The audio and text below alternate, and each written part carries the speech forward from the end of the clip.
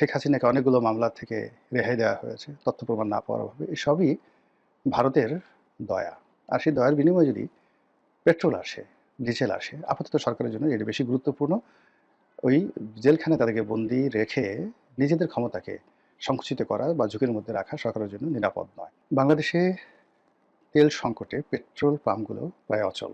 সরকারের পক্ষ থেকে বলা হচ্ছে যে কোনো সংকট নেই, পর্যাপ্ত তেলের মজুদ রয়েছে। কিন্তু তারপরও সরবরাহ ঠিক রাখা যাচ্ছে না। মানুষের মধ্যে যে উত্তেজনা দেখা দিয়েছে এবং মানুষ যেভাবে যে কোনো সংকটে মজুত করে, এক্ষেত্রেও দেখা যাচ্ছে যে ঘটনা তাই ঘটছে। কোনো গাড়ি বা কোনো মোটরসাইকেল হয়তো সকালে তেল ভরে নিয়ে গেছে, আবার বিকেলবেলা সেই তেল কোনো বোতলে বা ড্রামে সে জমা রেখে আবার বিকেলবেলা তেলের জন্য পেট্রোল পাম্পগুলোতে ভিড় করেছে।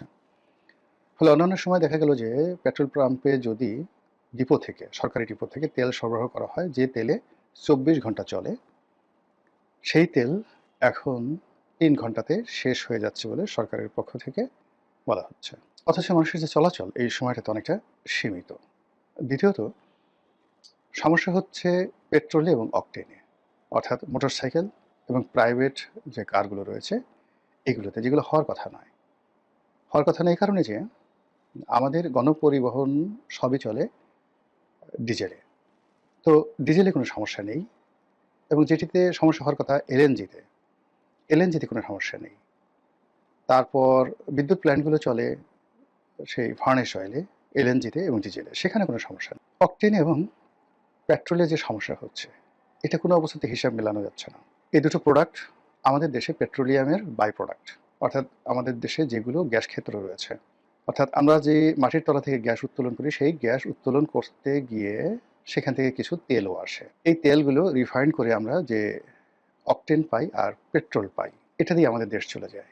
এর বাইরে আমরা যে ডিজেল আনি, ডিজেলের মধ্যে পরিশুদ্ধ ডিজেল আনি, ক্রুড অয়েল এবং অপরিশোধিত যেটা ক্রুড অয়েল সেটাও আনি। তো ইস্টার্ন রিফাইনারিতে এগুলো যখন রিফাইন করা হয়, সেই রিফাইন করার পর সেখান থেকে বেশ কিছু পেট্রোল এবং অকটেন পাই।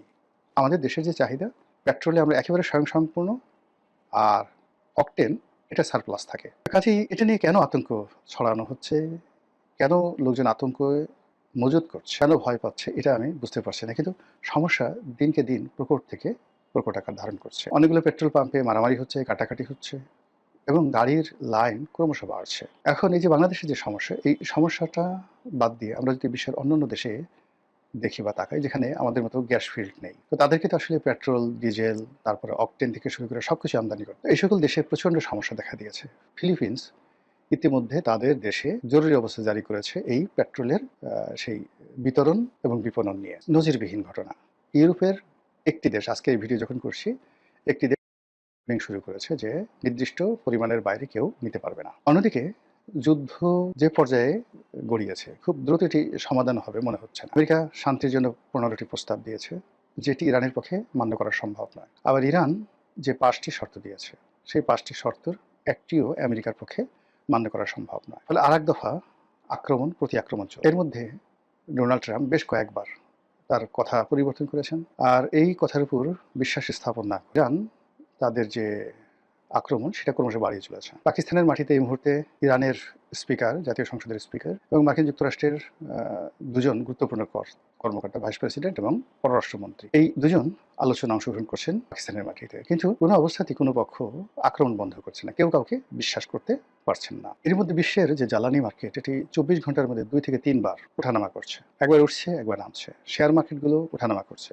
প্রচণ্ডভাবে ওঠানামা করছে। তারপর স্বর্ণের বাজার, এই গত 24 ঘন্টা নয়, 48 ঘন্টাতে 7 বার স্বর্ণের দাম নজিরবিহীনভাবে কমে গেছে। ডলারের দাম ঊর্ধ্বমুখী হওয়ার কারণে স্বর্ণের দাম কমে গেছে।